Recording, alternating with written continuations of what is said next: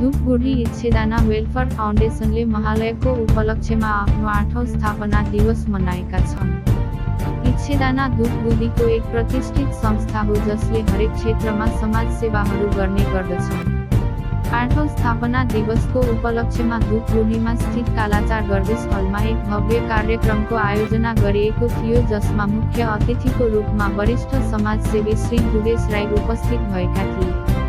यस कार्यक्रममा विभिन्न प्रकारको प्रतियोगिताहरू पनि आयोजित गरिएको थियो, जहाँ हजारौं नानीहरूले भाग लिएका थिए। यस कार्यक्रममा वरिष्ठ समाजसेवी दुगेश राईलाई बङ्ग गौरव सम्मान प्राप्त भएकोमा इच्छेदाना वेलफेयर फाउन्डेसनको तर्फबाट सम्बर्धना पनि जनाइयो। साथै माक्रापाडाका त्रिवेणी संघलाई पनि यस कार्यक्रममा सम्बर्धना गरेका छन्।